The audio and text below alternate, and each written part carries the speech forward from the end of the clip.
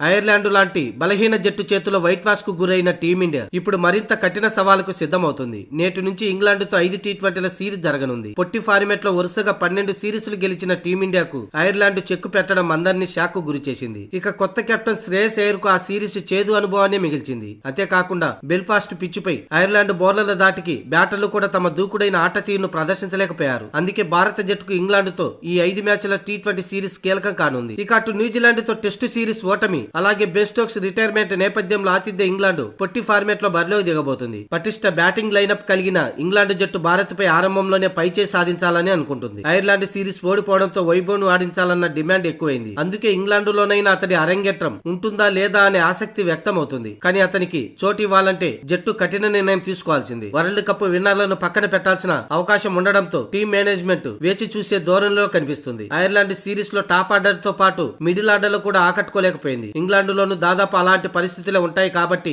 భారత్ తమ వ్యూహాలకు పదును పెట్టాల్సింది. ఆతిథ్య ఇంగ్లాండ్ జట్టు పవర్ హిట్టర్లతో పటిష్టంగా కనిపిస్తుంది. టీ20 వరల్డ్ కప్ లో ముంబై వేదికగా జరిగిన సెమీఫైనల్ లో టీమిండియా భారీ పరుగులు చేసినా ఇంగ్లాండ్ గెలుపు అంచుల వరకు వచ్చింది. దీన్ని బట్టి ప్రస్తుతం ఇంగ్లాండ్ టీ20లో చాలా డేంజర్ అనే చెప్పాలి. ఇక ఈ మ్యాచ్ కి ముందు ఇంగ్లాండ్ కెప్టెన్ హ్యారీ బ్రూక్స్ స్పందించాడు. ప్రెస్ కాన్ఫరెన్స్ లో మాట్లాడుతూ ఐర్లాండ్ సిరీస్ లో ఓడిపోయినంత మాత్రాన టీమిండియాను తక్కువ అంచనా వేయలేమని, అయితే ప్రస్తుతం ఉన్న ఆ జట్టు ఫామ్ ను సద్వినియోగం చేసుకుని మంచి వ్యూహాలతో బరిలోకి దిగుతామని, మొదటి మ్యాచ్ నుంచే గెలిపే లక్ష్యంగా బరిలోకి దిగి సిరీస్ ను పట్టేయడమే మా పని అంటూ హ్యారీ బ్రూక్ అన్నాడు. ఇక రొటేషన్ లో భాగంగా మాకు తొలి మ్యాచ్ లో 2 కీలక బౌలర్లను పక్కన పెట్టాల్సి వచ్చింది. యువ బౌలర్లతోనే భారత్ పై సత్తా సాడుతామని హ్యారీ బ్రూక్ అన్నాడు.